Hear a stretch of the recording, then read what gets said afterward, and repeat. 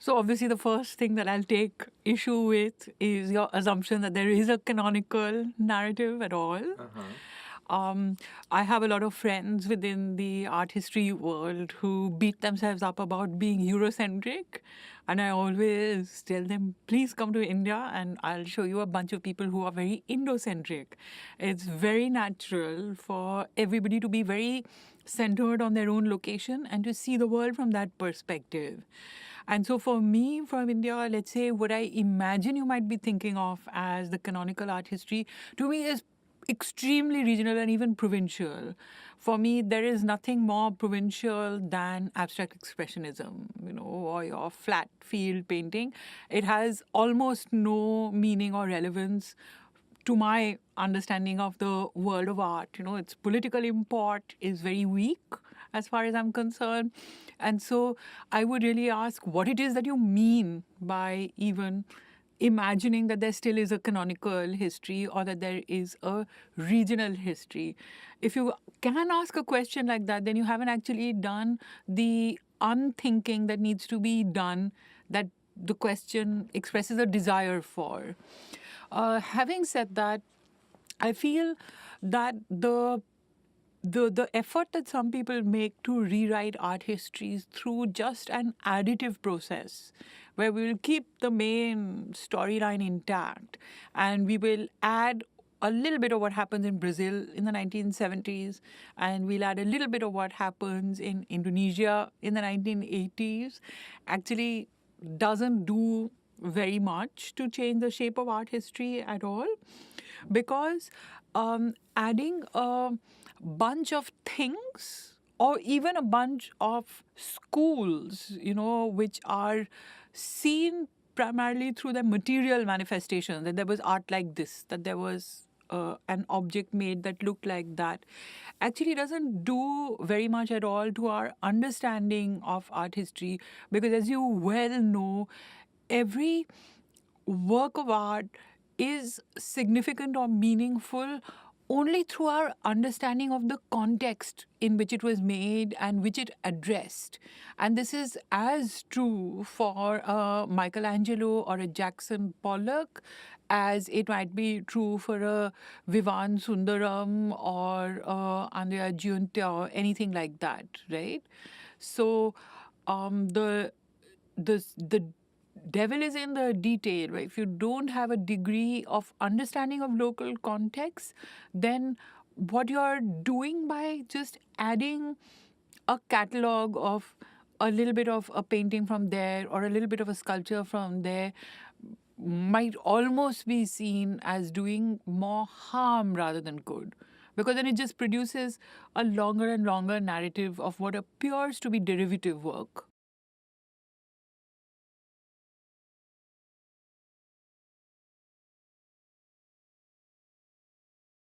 So one of the ways in which we work is the monographic mode, where we pick out certain people as exemplary or heroic and we look at them.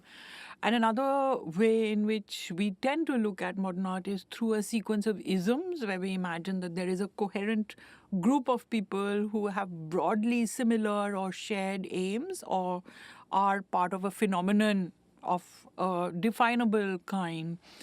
And I think that if we do look at, say, the art from South Asia or India in that way, it is possible to do so because there are, of course, colossally important individuals. There are, of course, moments of self-conscious group formations like that. But those tell only some parts of the story, and they actually then, because they are fitting into certain forms of historical narrative that we recognize as a way to tell history, they seem to allow us entry into something and obscure how much we are missing. So, in a way, if I had to alert you to something or caution you about something, I would suggest that it might be very productive to look at certain places or centers, to look at certain academies that produce certain things, certain towns that attracted concentrations of artists, and then to try and look at a range of activities there at the time, in a dry-eyed way without coming with a preconceived notion of who was the hero there or what was the central institution over there, but to try and see, say, a place like Baroda, which might take in a number of artists who are teachers in the school, but it might take in a number of artists who come there because the rent is cheap, and it might take in a number of industrialists who have commissioned things at various sites. So to look at certain centers like that, to look at a center like Indore, which at a certain point was very active and now is not on the map anymore, and you might find that that becomes like a node or a central point in a rhizome, and it'll lead you to people and phenomena and objects that you may not have already thought about.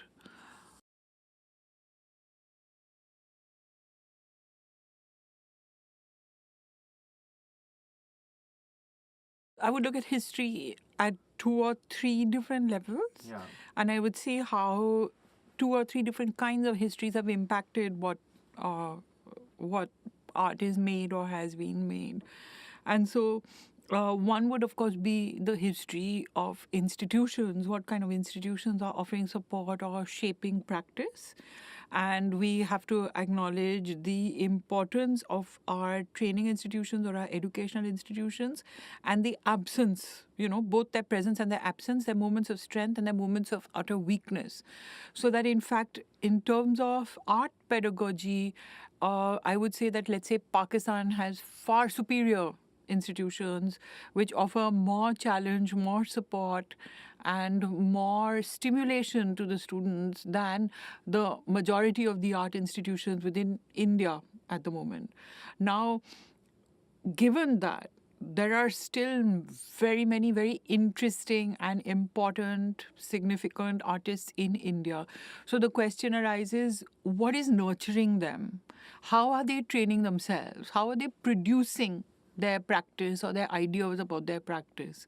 And I don't think that it is an accident that it is in the moment of globalization, actually, that you have such a resurgence of important artists from India, because they are able to use all the tools of communication that globalization makes available and the opportunities that it makes available in order to actually train themselves. They're autodidacts in a very, very significant way. In Pakistan, what has been kind of interesting to see is that the art institution itself, the growth of art pedagogic institutions, means that a very large number of Pakistani artists are supported by the fact that they teach. The fact that they teach actually puts their production in a different place altogether, where their primary focus or means of survival is not the market. And I think the fact that they don't have a market, many of them, particularly in the horizon of artists who are starting out, they are not immediately aiming at the market, actually alters their production, where it is a riskier kind of production, because they are not necessarily making objects that are as attractive and discreet and saleable as, let's say, an Indian artist who has no institution that is functioning for him or her apart from the market, right? So that's one set of historical conjunctures that I would point to, so history of institutions is important to look at. A second set of things to look at would be what you're asking about a relationship to a history that you call your own, and so that it becomes your referent, your inspiration, it defines your mode of working. I think that's what you might be interested in. And when it comes to actually looking at just miniature painting, which you just raised as you were asking about it, it's interesting to see the difference between, let's say, the kind of miniature painting we see coming out of Pakistan and the relationship to miniature paintings that we see in the case of many artists for whom it's a fount of inspiration within India. And Nilima Sheikh made a very interesting distinction in a conversation that she was having, where she said that in Pakistan, the miniature painting comes out of the training that people get in the miniature painting department. So there is a certain training in bodily habits, the cultivation of how the body works, the cultivation of the materials that you use and the medium that you use and the process of working, where you do see this as a tradition that you pedagogically, physically, intellectually inhabit and take forward. And for someone like herself and a number of other artists who are inspired by miniatures, their practice is different, right? It's a practice not of a tradition, but of a citation of a history. So they are working in oils or gouache, but they're working in a different medium with a different bodily practice altogether. And they are looking back on a genre as a fund or a bank of visual forms. But they are citing those as history, which brings a different kind of criticality to it. The criticality of the Lahore miniaturists is also there, but it's, I would say, even tinged with a greater tragedy, because there is this sense of actually being within a tradition that you need to critique. Whereas I think in India, there is more of drawing on a fund of beautiful forms that you can cite, but there is a little bit of a distance, and maybe the distance leads to a slightly mournful nostalgia, but it doesn't have the same edge of tragic displacement.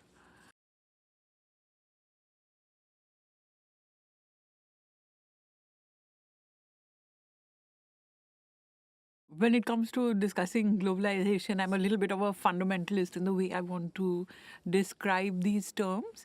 And I know that it's become very popular or very fashionable to produce statements which roughly say we have always been global. And so people are talking about a past of empires, they are talking about a past of vast trade networks. And we have always studied empires, we have always studied transcultural, transnational trade.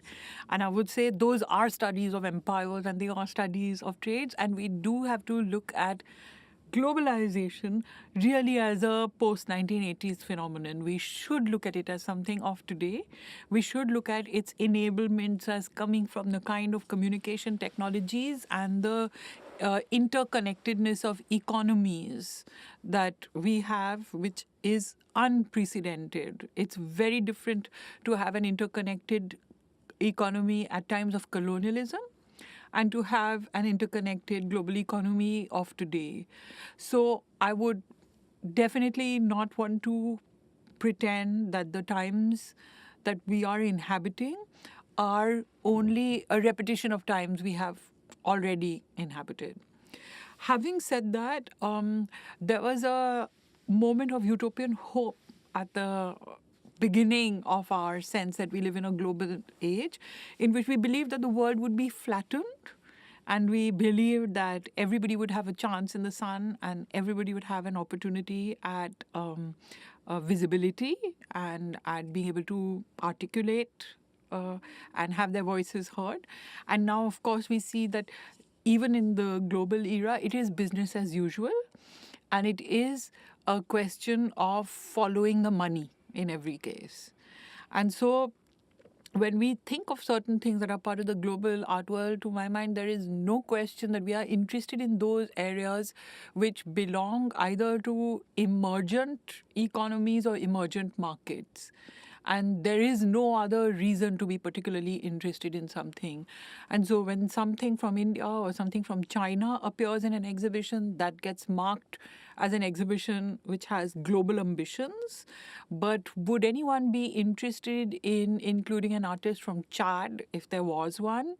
And if he is included, does it become an exhibition that is global? I think immediately you understand that it does not.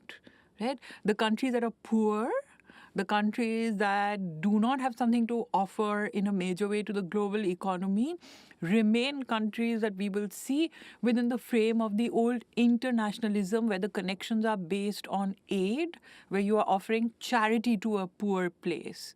But the other more dialogic possibility that the global opens is following the places where money has flown.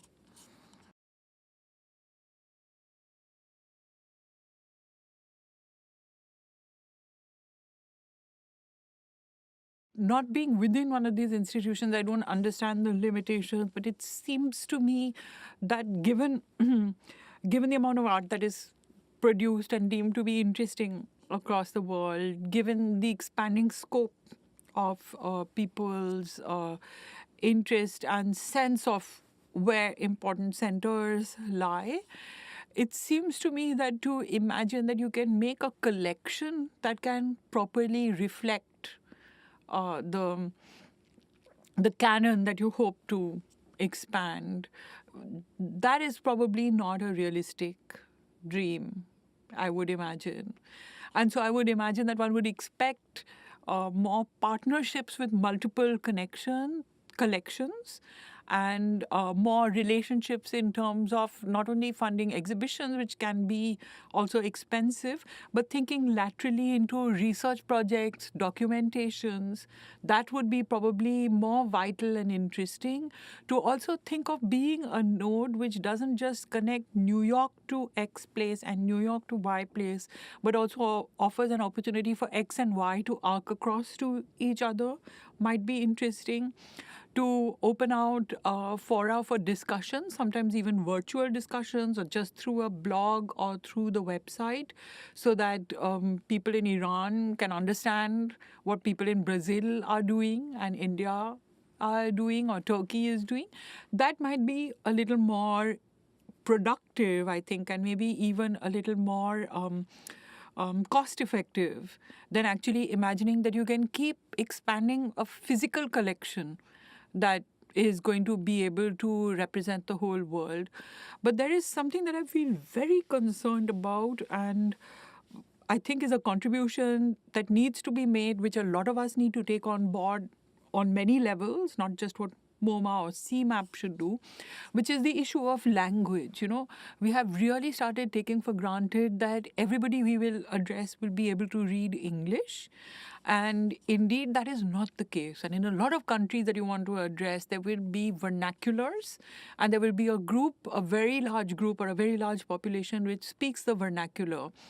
And so when we produce what we think is a discourse of cosmopolitanism, globalization, cross-cultural dialogue, and we produce it exclusively in English, we are producing also or helping to deepen the splits in societies. So it would be really worthwhile to think also about translation projects, so that international, transnational, or cosmopolitan imagination that you have can be available to somebody in Turkish or in Hindi as well. And I think that might also be important in the long run to change what we are seeing in a lot of these countries, where you see one layer of people who are citizens of the world, and you see an increasingly large layer of people who feel excluded from that and have a very strong reaction which is manifesting itself in very uncomfortable politics all over the world.